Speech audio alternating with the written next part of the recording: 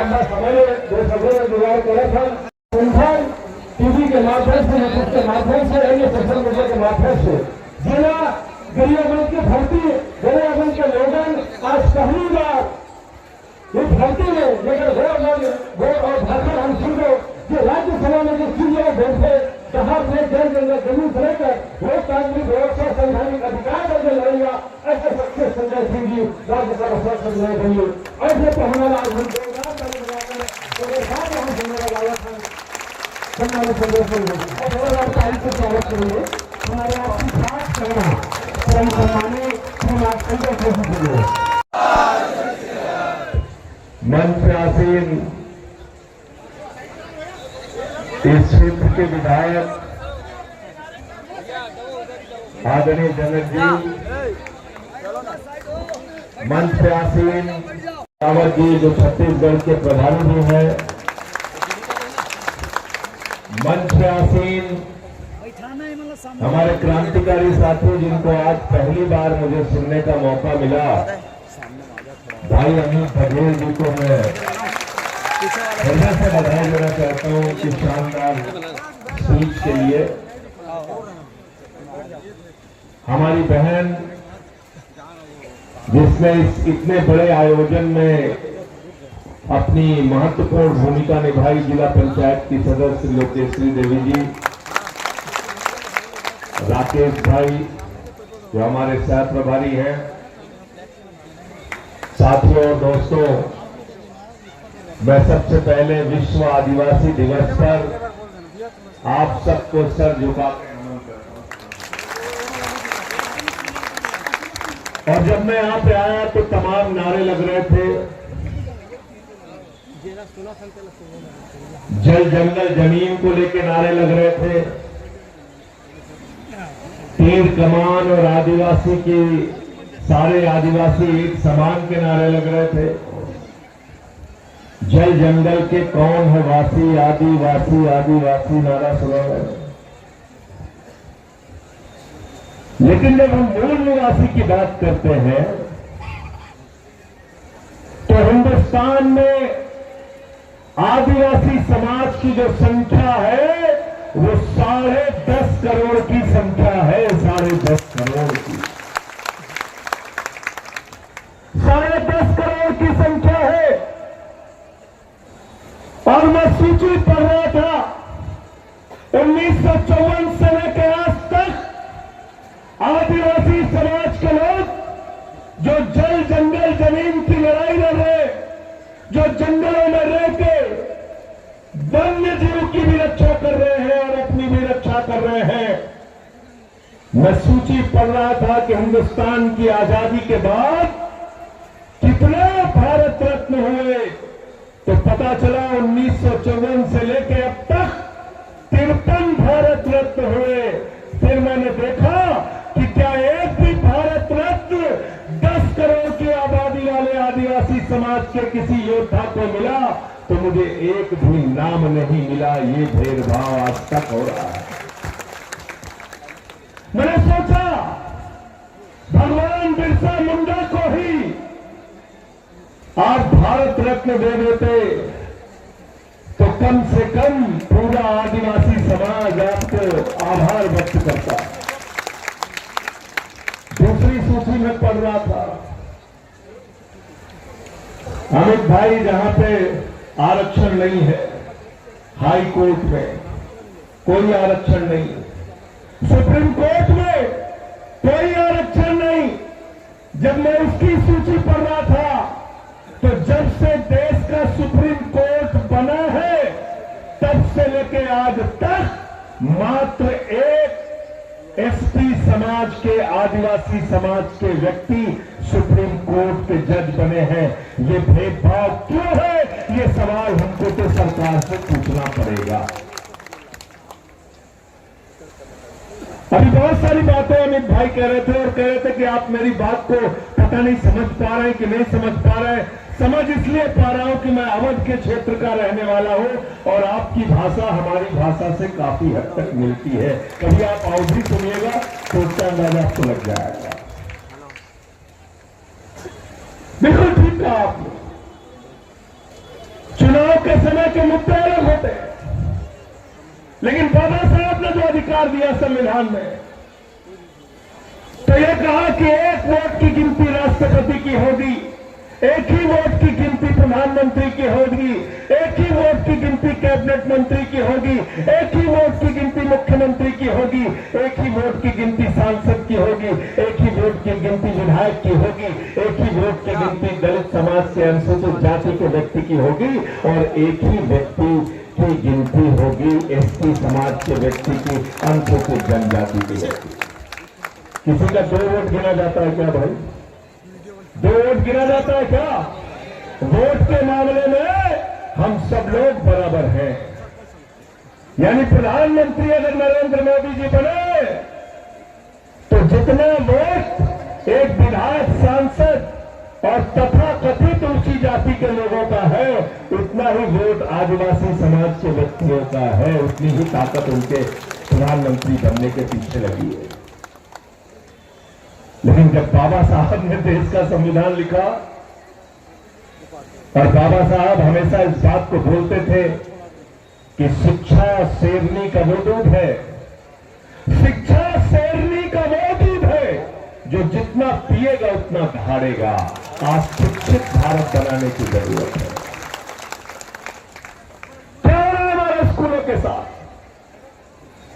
देखो, सही जिक्र किया कि वोट के समय में आपको स्कूल की बात नहीं करते, अस्पताल की बात नहीं करते, लेकिन गलती से सरकार आ गई जो दिन रात छुआछूत, दिन रात भेदभाव, हिंदू को मुसलमान से लड़ाओ, हिंदू को सिख से लड़ाओ, हिंदू को ईसाई से लड़ाओ, जब सबसे लड़ा लो फिर हिंदू को हिंदू से लड़ाओ, आपस में झगड़े कराओ।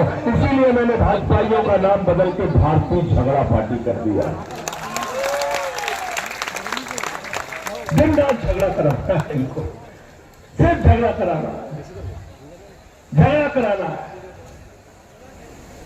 मैं आपसे पूछना चाहता हूं, जिन मुसलमानों से आपको लड़ने की और लड़ाने की और भेदभाव करने की बात करते हैं, मुझे बताओ हिंदुस्तान का इतिहास, किस मुसलमान ने कहा कि तालाब में दलित पानी नहीं पी सकता, आदिवासी पानी नहीं पी सकता? किस मुसलमान ने आपके आरक्षण का विरोध किया? जरा हमको बताओ, जरा हमको बताओ, किस मुसलमान ने आपके आरक्षण का विरोध करके कहा कि हमारे साथ बैठ के आप खाना नहीं खा सकते? ये व्यवस्था बनाने वाले वही लोग हैं जो आज आपको हिंदू मुसलमान की राजनीति से लड़ा रहे हैं। आज मैंने खबर देखी, हमारे नेता दिल्ली के सौरभ भारद्वाज जी ने उसका खुलासा किया, लाखों टन चावल खा गए भाई, लाखों टन, चोरी तक कुछ भी नहीं छोड़ रहे। एक वो रामनामी लोग है जो अपने शरीर पर प्रभु श्री राम का नाम लिखवाते हैं, और एक वो चंदा चोर लोग हैं जो प्रभु श्री राम के नाम पे मंदिर को लूटने का काम करते हैं। कौन बेहतर और अच्छे हैं, ये तय आप कीजिए, ये तय आप करिए। और अभी आपने देखा दिल्ली के अंदर क्या हुआ, हमारे नौजवान बच्चों को दौड़ा दौड़ा के पीटा गया, 500 लोगों के सर पैर हाथ तोड़ दिए गए। पेपर लीक के खिलाफ आंदोलन किया नौजवानों ने, सरकार को झुकना पड़ा, शिक्षा मंत्री का इस्तीफा हो गया। यह है जनता की ताकत, जिसका जिक्र भी अमित बघेल कर रहे थे। जिस दिन जनता खड़ी हो जाएगी, बड़ी से बड़ी सत्ता को आपके कदमों में झुकना पड़ेगा। और मैंने तो रघु ठाकुर जी के नेतृत्व में जीवन में राजनीति सीखा और काम किया। यही मध्य प्रदेश, जब छत्तीसगढ़ मध्य प्रदेश एक था, उनके साथ मैंने अलग अलग जिलों का दौरा किया। आज भी सादगी से अपना जीवन बिताते हैं, लोहियावादी हैं। 7 साल जिंदगी का जेल में उन्होंने बिताया। मैंने तो उनके साथ रह के काम किया। और मैं आप लोगों से कहना चाहता हूं, लोहिया जी का नारा था, सड़क खामोश हो गई तो संसद आवारा हो जाएगी, तो इस देश की संसद को आवारा होने मत देना। किसानों ने 1 साल आंदोलन किया, प्रधानमंत्री जी 1 साल के बाद प्रकट हुए, कहने लगे हमारी तपस्या में कोई कमी हो गई, फिर वापस कर लिया। छात्रों ने आंदोलन किया, लाठी से पहले पीटा, उनका सर तोड़ा,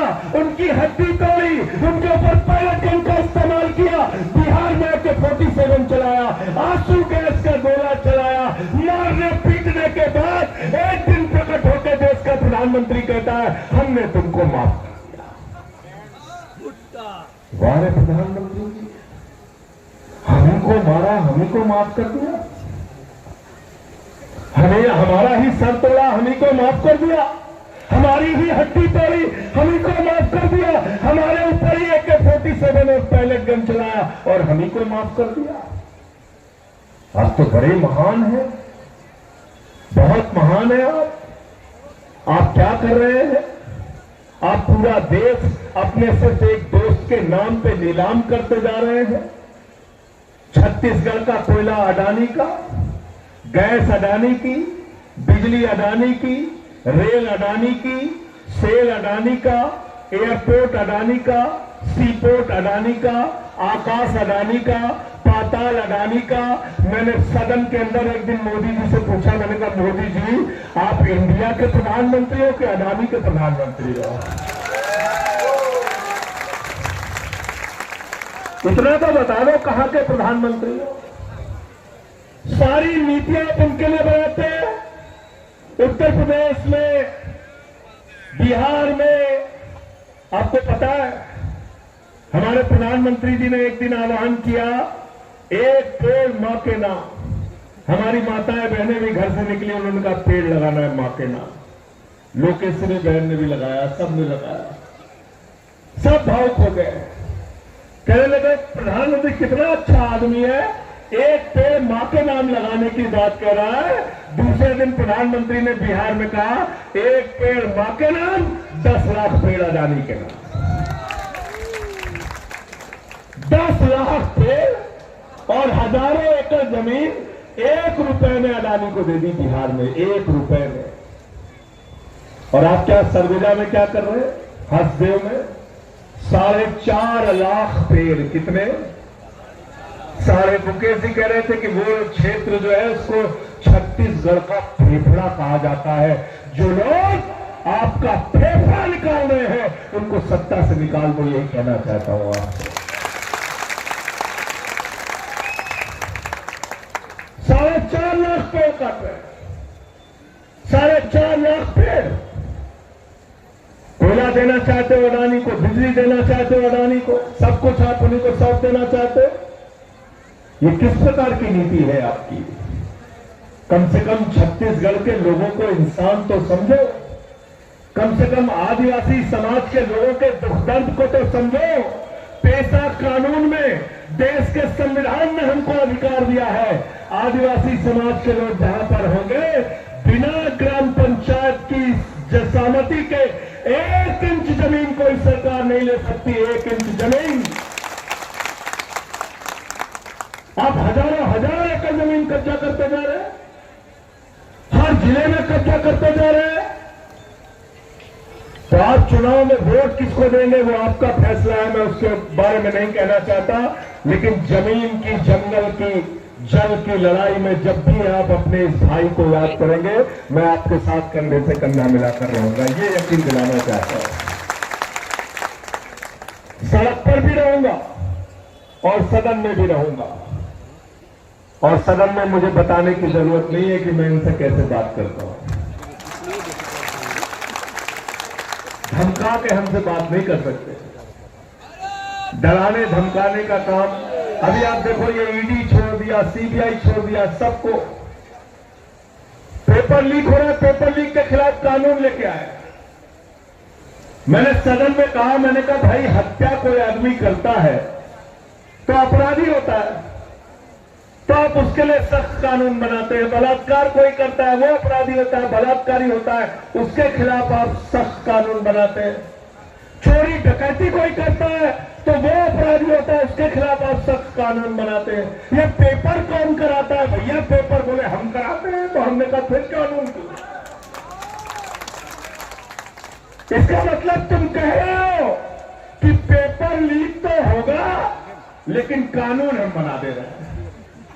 पेपर लीक पे रोक नहीं लगेगा, पेपर लीक तो होगा, कानून सख्त बना रहे हैं। कैसे कानून सख्त बना रहे हैं? कह रहे हम राष्ट्रपति थे श्री रामनाथ कोविंद जी, महामहिम कोविंद जी दलित समाज से आते हैं। मंदिर का शिलान्यास हुआ, उत्तर उत्तर प्रदेश के मुख्यमंत्री योगी जी गए, उनके साथ वहां की राज्यपाल गई आनंदीबेन पटेल। देश के प्रधानमंत्री शिलान्यास करने गए, उनके साथ उस समय के राष्ट्रपति श्री रामनाथ कोविंद जी नहीं गए क्योंकि वो दलित समाज से आते हैं।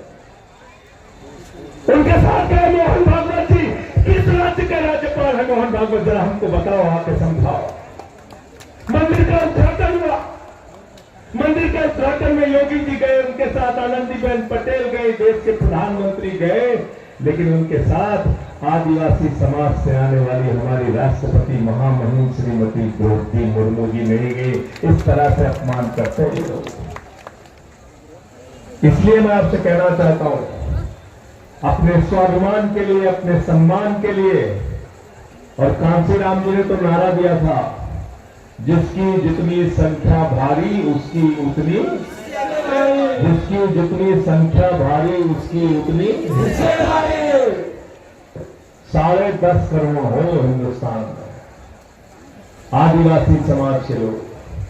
जो आपका जायज हक है, संवैधानिक हक है, वो हक सरकार से मांगिए, और अगर आपका हक आपको नहीं मिलता तो इनकी जेल भेजने की इन्होंने परंपरा ठान रखी है। हर महीने जेल, तो जेल को भरने की योजना बनाओ, सब लोग मिलकर जेल भरा जाए, तो दिक्कत नहीं। आप सबका बहुत बहुत शुक्रिया, बहुत बहुत धन्यवाद। आपने मुझे यहां पर बुलाया, इतना सम्मान दिया। विश्व आदिवासी दिवस पर आप सबको बहुत बहुत बधाई, शुभकामनाएं, और अंत में इन्हीं लाइनों के साथ कि ये अमन बिक रहा है, चमन बिक रहा है, गरीबों के तन का कफन बिक रहा है, बाजारों में बहनों का तन बिक रहा है। यारों, बुरा न मानो तो कह दूं, इन बेईमानों के हाथों वतन बिक रहा है, इन बेईमानों के हाथों वतन बिक रहा है।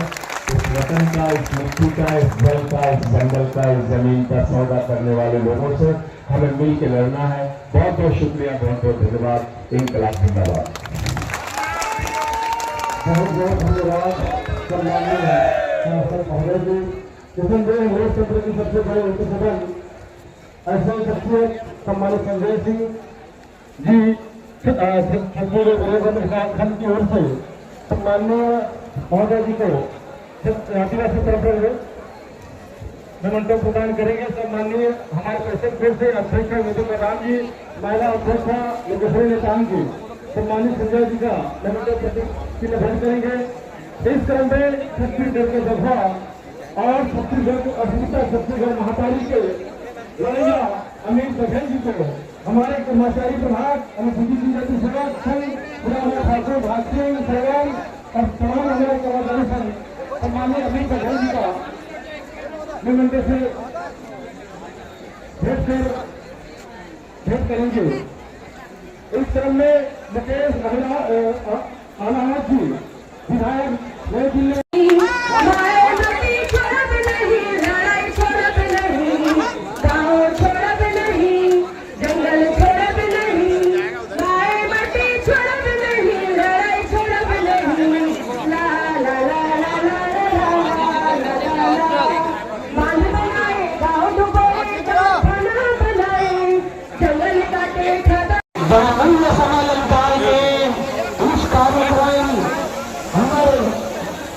आदिवासी त्योहार सबसे बड़े त्योहार में सम्मिलित आए हुए हैं, वो भी रैली में निकलेंगे। उनके साथ में राजा के साथ पूरा रैली जो है दरियाबंद का भाव से मेरा निवेदन है, रैली को आगे बढ़ाने का।